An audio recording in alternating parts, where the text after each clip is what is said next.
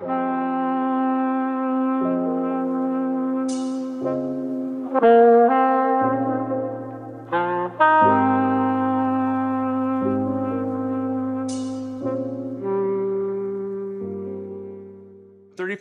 Mark II is the closest thing to an Otis for Canon, and it has autofocus. I mean, it's a pretty awesome lens. So good. Like, if you got the money and you're looking at a 35 for a DSLR, just go buy it. Like, that's the best one. Like, I've never used a lens that I enjoyed more on the Canon system at 35 than that one.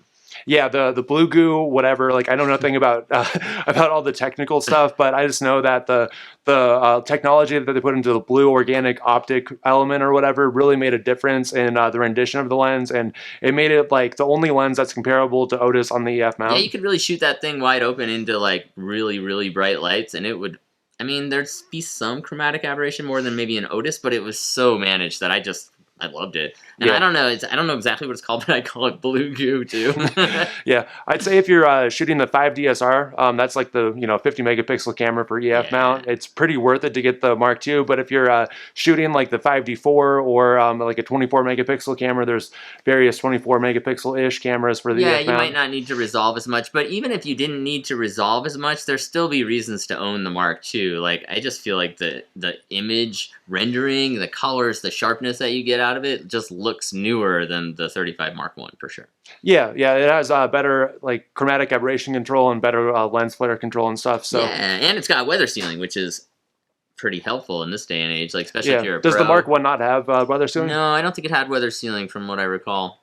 Okay, yeah, I mean, weather sealing is pretty handy. I've shot tons of non-weather sealed L lenses, and I've shot them in the rain, and I never had any issues. But there's like a little bit of peace of mind there, and like I feel like as a pro, like I know I'm going to be throwing it around and using it a lot, so knowing that it has some extra features to help protect it from dust or weather or something, just makes me feel better. But I know at the end of the day, I'm still going to use it however. As you can tell, this is a photo that I shot with it. I think I shot this on the 5 DSR actually, so you can see there's a lot of resolution, and I really like all the detail that you can see in the bridge, and how you can really, it still gets great focus, but you can see like there's so much detail and there's so much in there. You can still see all the snowflakes and stuff.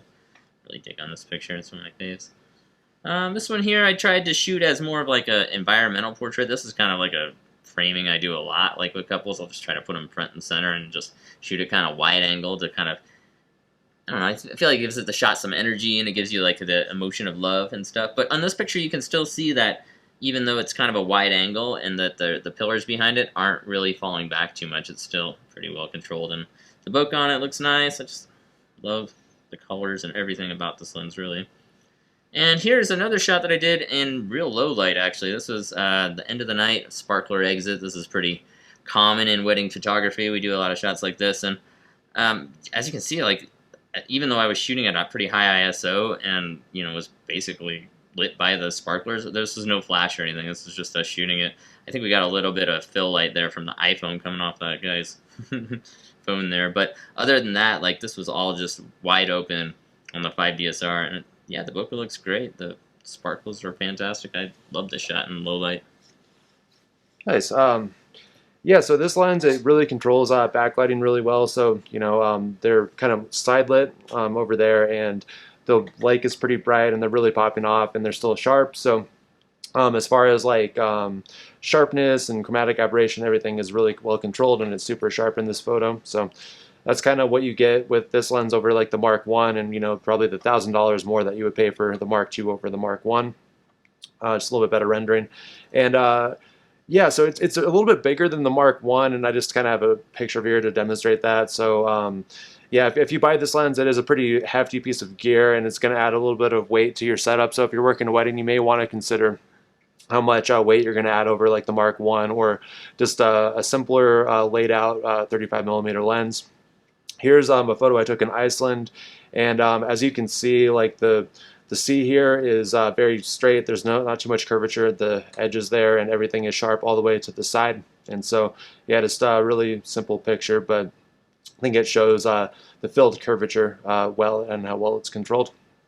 And then here's another photo I took in Iceland. Great separation, and again 5 DSR plus 35mm Mark II. Lots of sharpness here, lots of information in the photo. And so I think this lens really shines on something like a 5 DSR. And if you're going to be shooting this lens, you may want to consider going high megapixel. I mean, yeah, I feel like because it can resolve a lot. There's a lot of sharpness and detail that it can gather. So if you're shooting it on a higher megapixel camera, you're really going to reap the most benefits out of it. Yeah, exactly. And the other scenario where I might suggest this lens is if you do a lot of like off-center composition. So if you're like framing people in the very bottom of a photo, like a lot of the time it'll really make them sharp there in the bottom. But if you are shooting the Mark I and you do a lot of like center compositions and stuff, it's it's gonna work really well. But yeah, high megapixel cameras and off-center compositions, this lens really shines. You just really love 35 and you want the best 35 you can get for a Canon DSLR.